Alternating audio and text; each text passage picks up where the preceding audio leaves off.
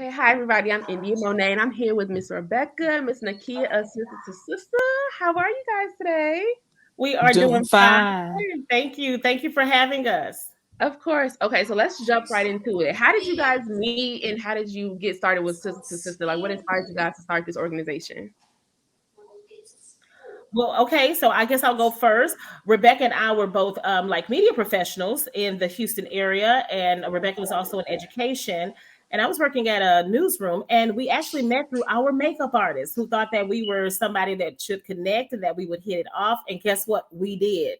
So we had an organic friendship that just really grew from there. It's very rare that I think when two sisters like meet and like everything is like in sync. And even though we have like vastly different personalities, the mission is still the same. And we just really came together and just made some magic happen when we found out we had, like interests.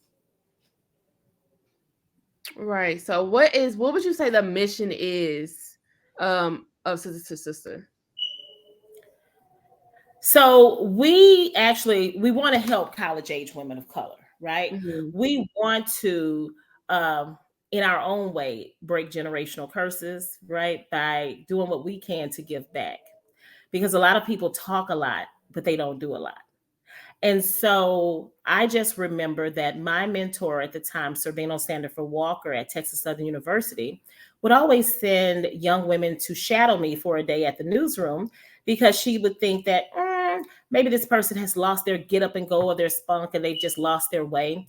And then it would be after sitting and talking to them when we're supposed to be talking about news and the ins and outs of the business that I would find out that, oh, they actually have some personal issues going on. They're having issues with boyfriends, issues with finances, issues with broken relationships with parents. They're struggling. Like it's a lot of stuff. And I went to her and said, I don't think you really know what's going on with them. They can't concentrate in school because they're actually going through a lot. And so I shared a lot of that with Rebecca, who shared similar stories. And voila, we decided to put them all under one umbrella, and Sister to Sister was born. Rebecca? Right. Mm-hmm. Yes, definitely have to echo those sentiments. It just was a labor of love where I'd have to say for about 5 years before we became an official nonprofit in 2020, where we were actually going inside of our pocket, pulling our resources, passing the hat, reaching out to subject matter experts to make sure these young ladies had the foundation to succeed and be an independent person ready to face the world and also have the tools to pass it forward. Right. So, why do you think it was so important for you all to focus on Black women, and especially in college? Well, statistically, Black women are the most educated. Black women are going to come out with the most extra education, the lanyard, the graduate school, and so forth. And we have always been trained to be strong.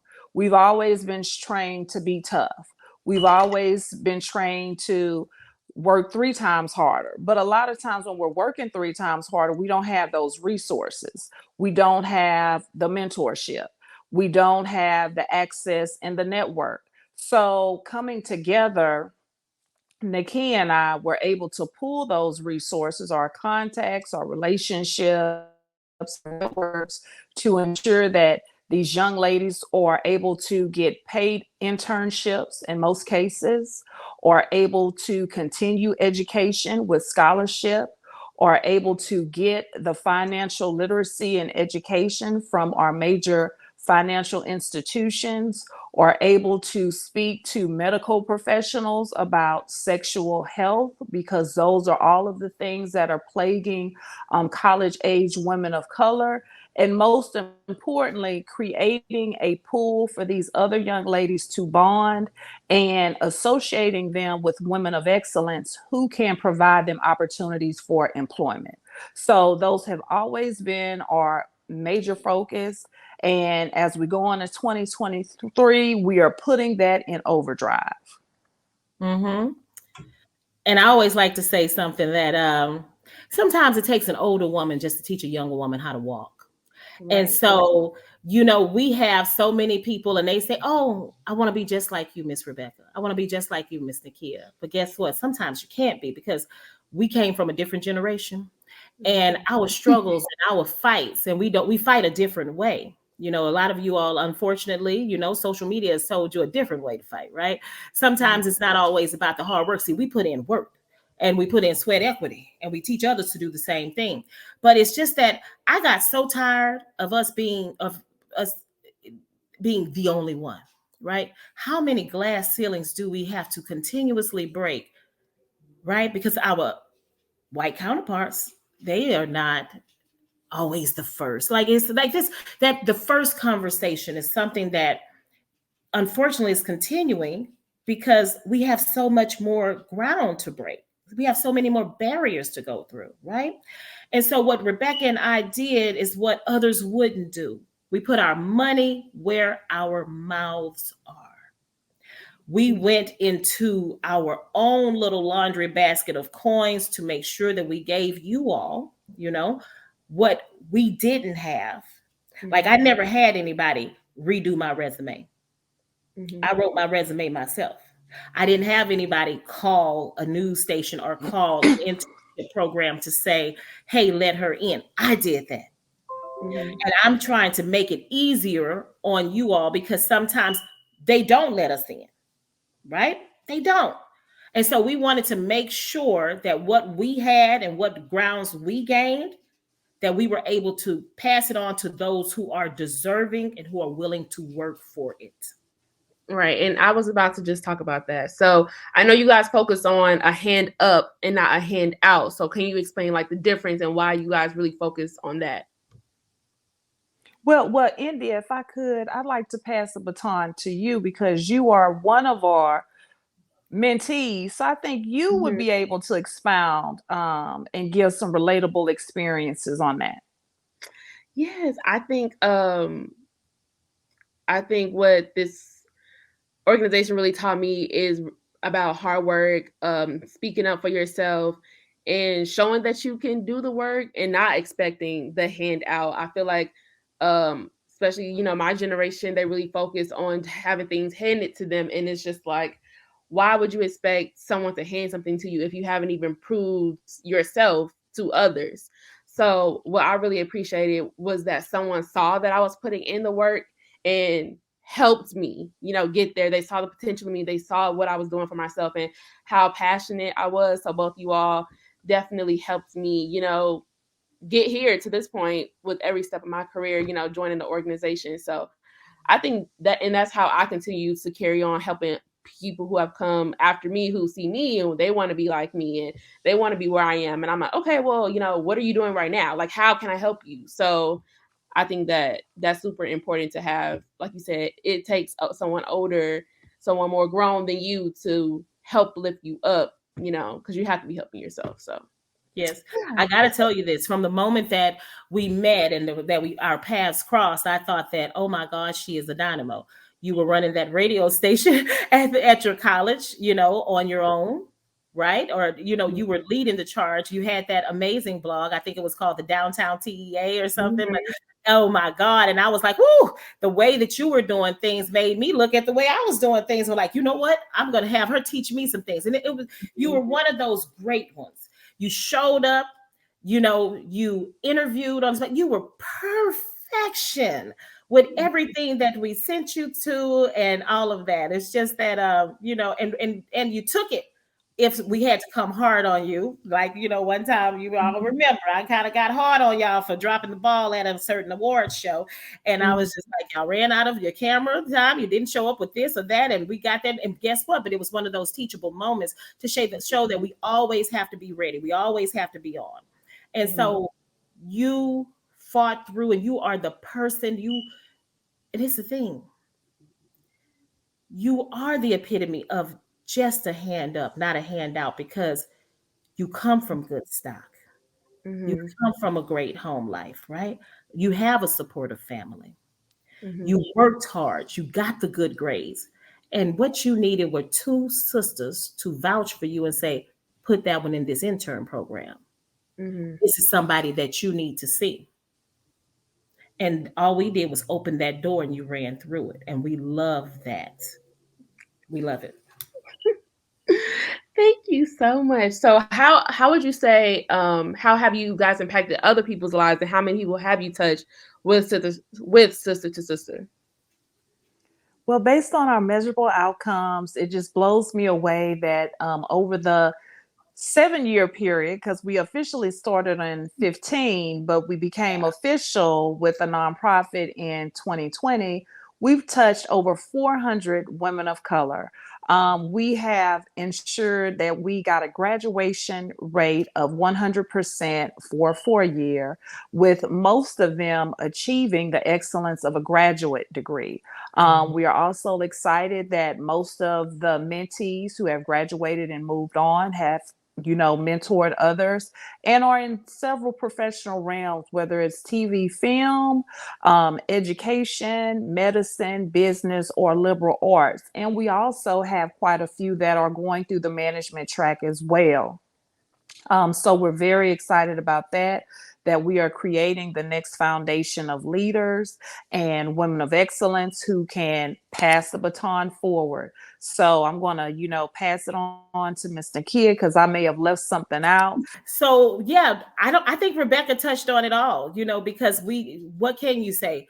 When we went into this, we did not realize the impact that we were going to have on all of these lives and things like that. And it just was like, so it really does show that mentorship works, but it only works if the mentee is open to it. So, and I hate to say it, it's not like, it is like your grandma said, do as I say. That's it. Sometimes I don't have time to explain to you all the whys, right? I am just here to tell you straight up, hey, look, you're in that internship, please. I don't need to see you wearing tennis shoes and jeans at that internship. I want you to look the part of which you are auditioning for every day, right? I am that person that'll call and say, I received a report today that you were using your phone a little bit too much, or you didn't do this and that. I know what it's like to go from an internship, and then on the very last day of my internship at KHOU, they offered me a job. Okay. I did not have any time off. I finished my internship on Friday. I was the badged employee on Monday because I hustle a different way. And I hate to say, like what people say, the game should be sold, not told. Well, when you got a mentor, we might give it to you for free, but you got to listen to it and then pass it on. But that's just one of those things. We took our trial and errors and we bundled it up, and we are just excited to just pass it along. Right. What would you guys say is like the most proud moment that you had in the organization, whether it's something that you guys accomplished or a mentee that went on and did like super amazing things? Not me, of course, I'm great. But what else have you guys been proud of that you've done? I would say being able to build strategic partnerships where we're actually able providing scholarships to first generation students of color who have sent us thank you notes that if we weren't able to provide the funding, they don't know what they would be doing, and it definitely wouldn't be enrolled in college. So I would say that would be a very, very monumental moment. Before I get sappy, I want to say a little bit more about the scorecard of what we have. We have women and mentees everywhere from, we had a mentee, I wonder who that is, that left from college and went to BlackAmericaWeb. We had a mentee that landed as a producer with the Ellen DeGeneres show, KPRC Channel 2 in Houston, KHOU 11 News in Houston, and I'm talking about jobs. Baylor College of Medicine right now in marketing and advertisement. One was working with a sports organization and worked with various Houston Texans players. One young woman graduated and went straight from us in December to working at TMZ that January, went on to a Hollywood Unlocked, and then working with Maria Menounos. And these are things that we don't even shout about. But guess what? I'm right here. I'm going to say it right now because these are all facts. You can verify it. You can check it, and it's there. We have women, young female warriors everywhere. And I still say one of the proudest moments for me is that I know that the way that we met, most of you all were in tears. It would usually be at the end of a speaking engagement where you either met Miss Rebecca or myself and fell on our shoulders and said, "They say I'm not gonna make it, I'm this and that." And we would see all of these scared young women like, "Okay, hold on, let's talk about this. Let's set up some time. Let's do these different things." And we did that, and we take you all in. And so when we have our annual dinner, and I know you're going to show some of those amazing photos, you have it where all of us women come to the table. The women that Miss Rebecca, she scours and finds the best of the best speakers for you all with financial financial management, financial literacy, health and wellness, doctors talking about different things with you all, for just all of that. People from the National Domestic Violence Hotline, all of these people have come to our sister to sister tables and have poured into you all. And we see you all show up in all white. Remember? Because we say we are not going to hold our heads down. We are going to make sure that you all come and know that this is a rebirth. You are proud, you are strong, you are resilient. And what Black woman with all that beautiful chocolate skin don't look good in the all white, right? And you all, the incoming sister to sisters, or the outgoing ones, pin the incoming with the pink rose. And so that's a sense of pride for us. And then we have people that have talked, to us. Another thing, USA Today has talked to Rebecca and I, and they noticed our work. And Black Enterprise has reached out to us, and they profiled us and everything like that because of the work that we did.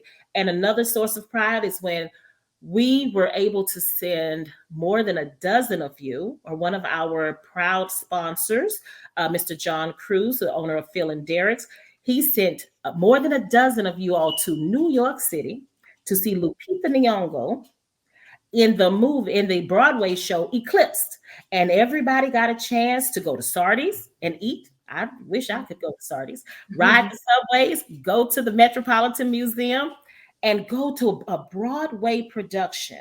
And these are the things that most of the women, Rebecca, remember, had never even been on a plane. Yes, before. ma'am. I remember. And they got their Big Apple on, okay? And so those are some amazing, wonderful things. And so that's a sense of pride for us. And these are from two women who were just putting their nickels together. Let's talk about you guys individually. So like everybody is passing the hat. Yes. So Ms. Rebecca, what do you do? Tell us about yourself professionally. I would say professionally, my 8 to 5 role is I work for DHS, or Department of Homeland Security, as a senior leader. The official title is an infrastructure branch director. Currently, I'm excited to be detailed, reviewing all of FEMA's grants to make sure they are fit for equity and not presenting any racial barriers. So if you look at a Hurricane Harvey, if you look at a Hurricane Ian, my role is the second in command at any level 1 presidentially declared disaster. The smaller disaster would be where I would be pretty much the one running the show.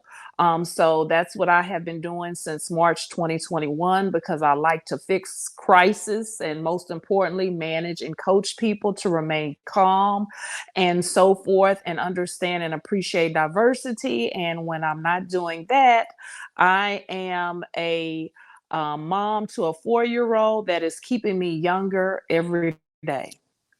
And Miss Nakia? Okay. And I want to say this, and I got to give a shout out to Miss Rebecca Briscoe, because she is that sister who gets you together and makes sure that we have all of our things. She's that, we call her the general, because she is the person that's going to make sure that everybody is accountable and on top of things. So when you see the sister to Sistah logo, You can tell from our personalities, Miss Rebecca is more of the sister. And look at her. And I am more of the sister and everything. But one thing about my friend is that Miss Rebecca, uh, not only does she drive a hard stick for herself personally and for the mentees, but she keeps me together too. And let me just tell you this: as much as professional as I was, and I was in the newsrooms, I thought that I didn't need a master's degree because people in the newsroom say you don't need a master's degree. And Rebecca said, "Oh no, we can't listen to that." She said, "You need to go and get your master's degree." She said, because they look at us a different way. What are you going to do when you're out of the newsroom? What are the avenues? This is something that we say about the sisters. You need all of your letters. Go for it.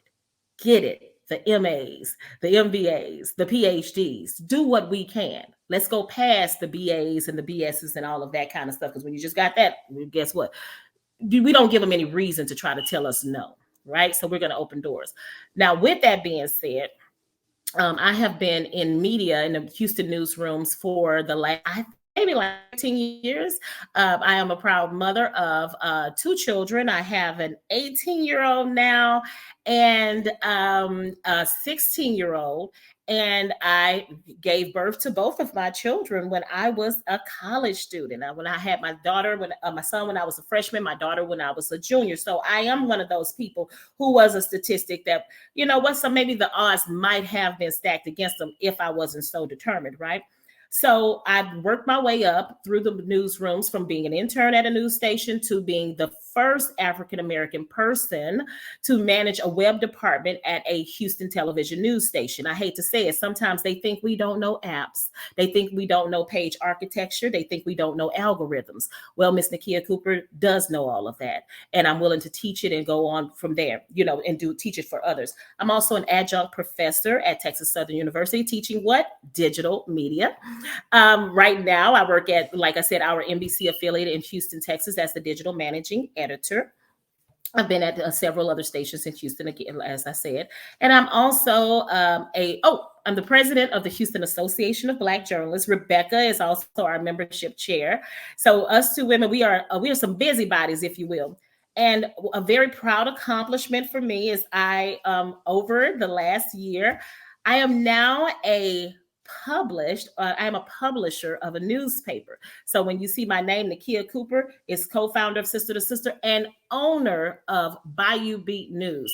I have a print and online. I have an online website that gives us the news with a Southern twist, and a print version that you can find in your grocery stores and everything. And here is one. Amazing graphics. We talk about real topics. We put a spin on them. And look at this one right here. This was our December edition about Shanquella Robinson and other women that died, Black women dying at the hands of so many others, right? We have this called All I Want for Christmas Is to Live.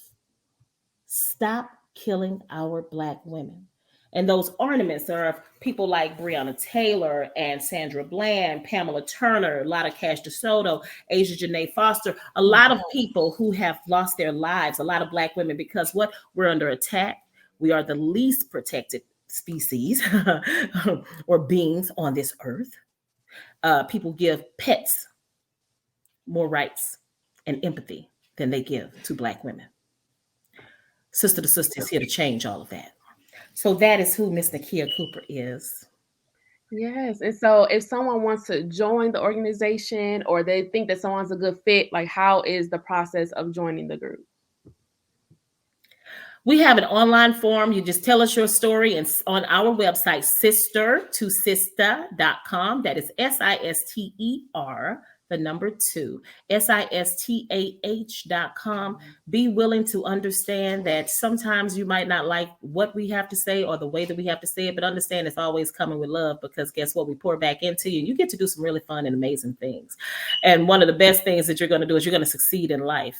Because we know we can't do it all. So guess what we do? We use our resources to connect you with people in the community who understand our mission and who are willing to pour back into you as well. Mm-hmm. And what can we expect from Sister to Sister in the new year? Rebecca, take it away. Definitely paying attention to what's going on in our media world and holding our Fortune 500 corporations accountable. Many of them have voiced within the past 3 to 4 years how they are really taking a step for diversity and leveraging their support, especially to people of color, women of color. So we are taking an action and holding those corporations accountable to make sure they are giving us our fair shot and allowing us to partner and fortify strategic partnerships so that we can continue our outreach efforts and also make sure we are providing those necessary resources to those first generation women of color. We are looking forward to partnering with our Houston Astros manager for a spring event, a night with Dusty Baker, TBA, coming soon. We're looking forward to doing that in 2023. We're also looking forward to having our dinner. It's been on hiatus for a minute due to COVID, but we are bringing it back in the spring as well. And just being able to be available since the world is opening up, letting these young women know that we are here and we are a valued resource to help them get to the next level. Nakia? And I just want to say one thing is that we want to thank HEB and that who has been a proud sponsor for us for the last 2 years, who have allowed us to give $30,000 in scholarships. Or did we get more? $30,000 in Yes, scholarships to ma'am. give to sister to sister, um, mentees. And it came from just a chance meeting Mr. Scott McClellan, cornering the poor man and said, hey, hey, hey, you know, can you listen to me? Can you listen? That's the kind of thing we are. Don't let us cross your paths, because you will not get off the elevator. You will not get off the escalator. You will not get to your car, because Rebecca and Nakia, we will smell a dog on a boat. We like a dog on a boat. We will chase you down to talk about this organization, because at the end of the day, we have to do what we have to do to help you young women make it. And you know why? Because I have a young daughter and I have a son, but I also have an India Monet. And just like I poured into you, you're going to pour into my child one day. And I know that. I know that because you get it. So that's it. It's each one, teach one, pass it on. And that is what we are going to continue to do. And we thank you for pouring back into us today. Yes, absolutely. What a treat. I was definitely not expecting it. So thank you. I receive it and I really am just marveled how you are taking that city over. So congratulations to all of whatever you set your mind to. Thank you. Continued greatness in the new year.